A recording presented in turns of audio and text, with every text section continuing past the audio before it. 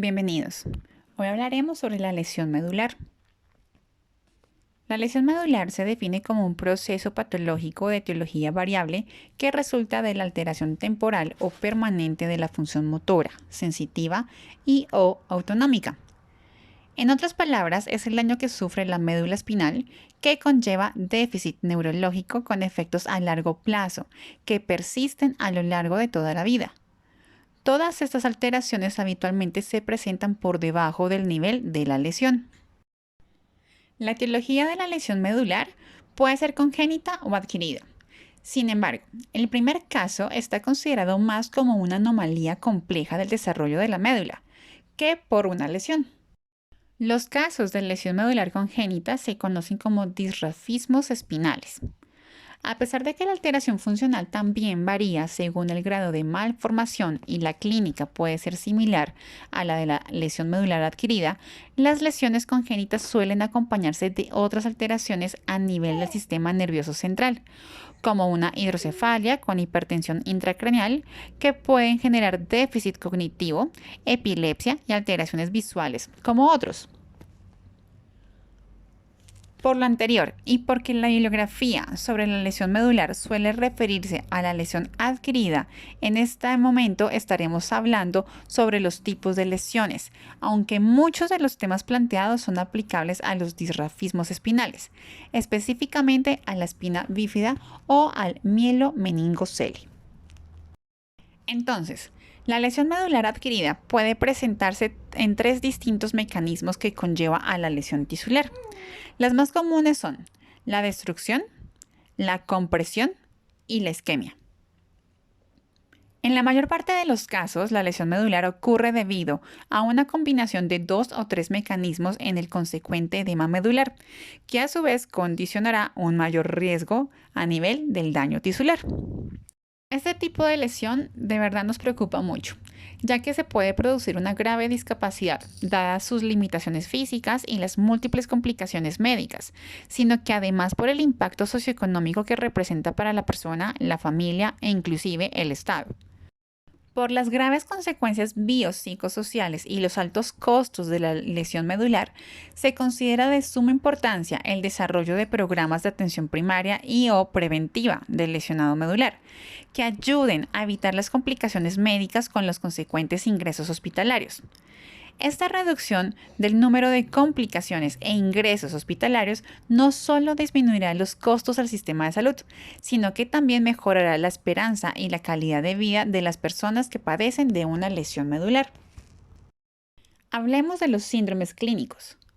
Para diagnosticar los síndromes clínicos de la lesión medular y para diferenciar uno de otro, es importante conocer la disposición anatómica de la médula espinal.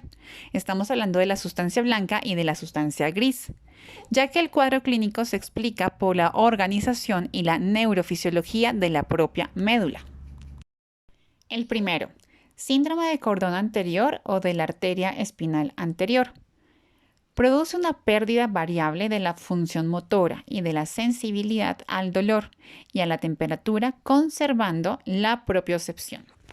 Afecta los 2/3 anteriores de la médula, incluyendo ambos tractos espinotalámicos y el tracto córtico-espinal. La causa más frecuente es el infarto o isquemia medular por afectación de la asa, que se manifiesta en una resonancia magnética como dos hiperintensidades lineales a ambos lados del surco medular anterior. Clínicamente se manifiesta como pérdida de la sensibilidad para el dolor, de la temperatura, debilidad y disfunción vesical. Síndrome del cordón posterior. Afecta fundamentalmente al tercio posterior de la médula, incluyendo los tractos ascendentes posteriores. Entre la etiología más frecuente se encuentra la deficiencia de la vitamina B12. También en esclerosis múltiple, tabes dorsal, mielopatía por VIH y metástasis epidurales. La clínica consiste en una pérdida sensitiva propioceptiva y vibratoria con ataxia y Romberg positivo, dependiendo de la extensión de la afectación. Síndrome del cordón central. Se define como aquel que afecta a la comisura anterior donde se decusa el tracto espinotalámico. Entre las causas más frecuentes se encuentran el trauma en lesiones por hiperextensión en pacientes con espondilolisis, además de la siringomelia y los tumores intramedulares. Condición a un nivel sensitivo suspendido, que cuando afecta segmentos cervicales se define como en capa. En el caso de los tumores intramedulares, se pueden encontrar ependimomas y astrocitomas, siendo estos últimos más frecuentes en la infancia.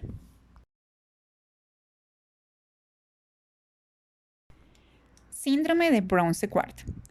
Afecta a la hemimédula y la causa más frecuente es el trauma penetrante, siendo menos frecuente la esclerosis múltiple y la herniación medular transdural. Se manifiesta con clínica de primera motoneurona y pérdida de propiocepción ipsilateral y afectación contralateral de la sensibilidad térmica y dolorosa. Asimismo, puede asociarse clínicamente la zona segmentaria a nivel de la lesión de la segunda motoneurona. En el caso de traumatismos penetrantes se requieren estudios de anatomografía computarizada, esto para poder evaluar las lesiones óseas, y de una resonancia magnética para que el estudio se haga sobre la médula, el canal raquídeo y las partes blandas. Síndrome del cono medular. Afecta al segmento más distal de la médula y suele localizarse entre D12 y L2. Lo más frecuente es la afectación secundaria a degeneración y herniación discal.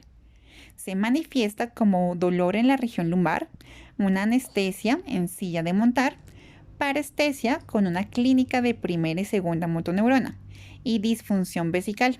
Inclusive puede aparecerse disfunción rectal. Dentro de las etiologías menos frecuentes se encuentran las fístulas arteriovenosas espinales, que se identifican por la presencia de vasos anómalos perimedulares, con hiperintensidad medular en T2. Síndrome de caudaquina. Esta se produce por la compresión de las raíces intrarraquídeas, lumbares y sacras. Su clínica se superpone a la del síndrome del cono medular. Sin embargo, la afectación motora es exclusivamente de segunda motoneurona. Las causas de esta entidad incluyen la degeneración discal, aracnoiditis, tumores y estenosis del canal, entre otras. El término lesión medular hace referencia a los daños sufridos en la médula espinal a consecuencia de un traumatismo, por ejemplo, de un accidente en carro, o de una enfermedad o degeneración, por ejemplo, del cáncer.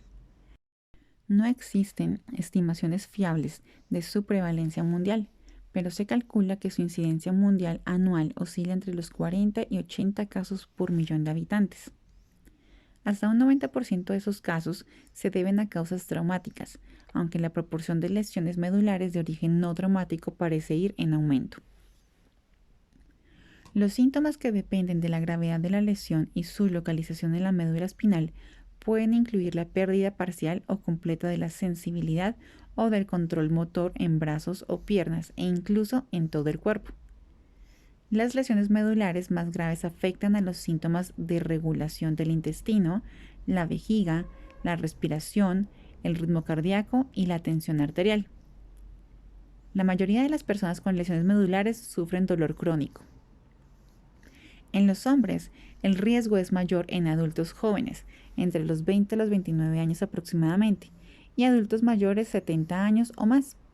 En las mujeres, en cambio, el mayor riesgo se registra en la adolescencia, entre los 15 y 19 años, y a partir de los 60 años. La razón hombres-mujeres es como mínimo de 2-1, aunque en algunos casos puede llegar a ser mucho más elevada. El riesgo de mortalidad alcanza su nivel máximo en el primer año después de sufrir la lesión y se mantiene elevado en comparación con la población general. Las personas con lesiones medulares tienen entre 2 y 5 veces más probabilidades de morir prematuramente que las demás. El riesgo de mortalidad aumenta en función de la localización y la gravedad de la lesión y varía sobremanera según se dispense o no oportunamente una atención médica de calidad. El método utilizado para trasladar al hospital a la persona que acaba de sufrir una lesión de este tipo y el tiempo que tarda en ingresar también son factores importantes. Las afecciones secundarias prevenibles, por ejemplo infecciones causadas por úlceras de decúbito que no son tratadas, han dejado de figurar entre las principales causas de defunción. Las lesiones medulares se asocian al riesgo de padecer diversas enfermedades secundarias que pueden resultar debilitantes e incluso ser potencialmente mortales, como por ejemplo trombosis venosas profundas, infecciones urinarias, espasmos musculares, osteoporosis, úlceras de cúbito, dolores crónicos y complicaciones respiratorias. Los servicios de atención a pacientes agudos de rehabilitación y de mantenimiento de la salud son esenciales para la prevención y el tratamiento de estas afecciones. Las lesiones medulares pueden obligar a una persona a depender de sus cuidadores. A menudo hacen falta diversas tecnologías asistenciales para facilitar la movilidad, la comunicación, la autoasistencia o las actividades domésticas. Se estima que entre un 20 y un 30% de las personas con lesiones medulares presentan signos clínicamente significativos de depresión. Esta a su vez puede repercutir negativamente en el funcionamiento personal y en el estado general de la salud de los afectados. Las falsas creencias, las actitudes negativas y las barreras físicas que obstaculizan la movilidad básica provocan la exclusión de muchas personas, que dejan de poder participar plenamente en la sociedad. Los niños con lesiones medulares tardan más en ser escolarizados que los demás, y una vez incorporados al sistema educativo, tienen más dificultades para progresar en él. Los adultos con lesiones medulares se enfrentan a obstáculos similares para participar en la vida económica. De hecho, acusan una tasa global de desempleo superior al 60%. Existen varias formas de clasificar la lesión medular. Según su causa, se puede clasificar en traumática y no traumática, de acuerdo con el mecanismo de lesión, en lesión por hiperflexión, por flexión con rotación, por hiperextensión y por compresión, según su nivel de lesión en cervical, dorsal y lumbosacra, y de acuerdo con la extensión incompleta e incompleta. Los estándares internacionales para la clasificación neurológica y funcional de la lesión medular consisten en un sistema de clasificación ampliamente aceptado que describe tanto el nivel como el grado de la lesión, basándose en una exploración neurológica de la función motora y sensitiva sistemática. Esta clasificación se conoce como la escala de medición de la discapacidad de la Asociación Americana de Lesión Medular, conocida como ASIA, o escala de Asia. Fue aprobada inicialmente por la Sociedad Médica Internacional de Paraplegia en el año 1992 y posteriormente fue revisada en el 96, en el 2000 y la última fue en el 2006. La exploración para la clasificación neurológica y funcional de lesión medular tiene dos componentes, el sensitivo y el motor, cada uno de los cuales se evalúa por separado siempre en decúbito supino. Cuando el paciente no puede ser valorado por completo por cualquier razón, por ejemplo porque tiene una fractura, el punto sensitivo o músculo clave que no puede ser valorado debe registrarse como NT. Significa no testable. Es importante mencionar que esta escala permite el registro de elementos necesarios y opcionales. Para completar el formato del registro de la escala de Asia, es necesario evaluar la función motora en 10 miotomas desde C5 hasta T1 y a partir de L2 hasta S1, y de la función sensitiva en los 28 dermatomas desde C2 hasta S5. Esta exploración se realiza de forma sistemática siempre en ambos lados del cuerpo. Con respecto a los registros necesarios de la función sensitiva, se exploran dos aspectos de la sensibilidad al pinchazo y la sensibilidad ligera. La apreciación del pinchazo o tacto ligero en cada uno de los puntos es clave y se clasifica separadamente de una escala en 3 puntos. En cuanto a los elementos opcionales del apartado de sensibilidad, se puede registrar la capacidad para identificar la posición y la conciencia en relación con la presión y dolor profundo.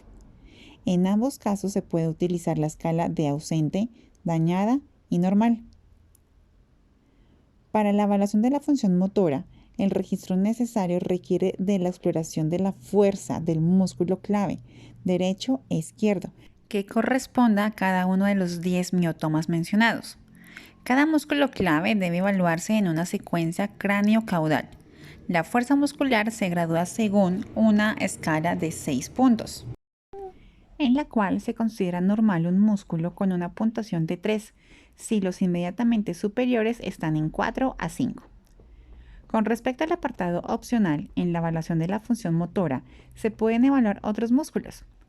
Los recomendados por los estándares internacionales son el diafragma, deltoides, abdominales, isquiotibiales y aductores de la cadera.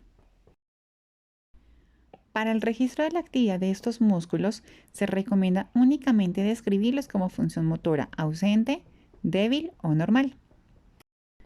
Además de la valoración de la función motora y sensitiva, es imprescindible la realización de un tacto rectal para comprobar la función motora o la sensación de la unión mucocutánea de la región anal. La presencia de cualquiera de estas puede significar una preservación de la función sacra, con lo cual la lesión sería incompleta. El nivel sensitivo y el nivel motor corresponden al segmento más caudal de la médula espinal con función sensitiva o motora normal, o a ambos lados del cuerpo. Para aquellos segmentos en los cuales la función motora no puede ser evaluada, como C4, T2 a L1 y S2 a S5, se asume que el nivel motor es el mismo que el nivel sensitivo correspondiente, considerado como normal. El nivel neurológico y el grado de lesión son factores importantes para predecir la recuperación neurológica y, por lo tanto, los resultados funcionales tras la lesión medular. Mientras más incompleta sea esta lesión durante las primeras horas tras la lesión, existe una mayor posibilidad de recuperación neurológica. Según diversos estudios, la recuperación neurológica suele disminuir a partir del tercer al sexto mes, y se han observado casos de mejoría incluso después del primer año. Existen varias formas de evaluar los resultados funcionales. Una de las escalas más utilizadas en la medición de la habilidad funcional es la escala de independencia funcional, conocida con sus siglas FIM, la cual utiliza una escala de 7 puntos para medir 18 ítems en 6 categorías: movilidad, locomoción, autocuidado, continencia intestinal y o vesical, comunicación y cognición socialización. En esta escala, la puntuación del 1 indica dependencia total y el 7 independencia. El resto de números intermedios representan los diferentes niveles de asistencia de un cuidador y productos de apoyo para realizar una actividad específica. La escala de la medida de independencia para lesión medular tiene como principal objetivo de la rehabilitación en los pacientes con lesión medular la maximización y el desarrollo de habilidades funcionales para las actividades de la vida diaria.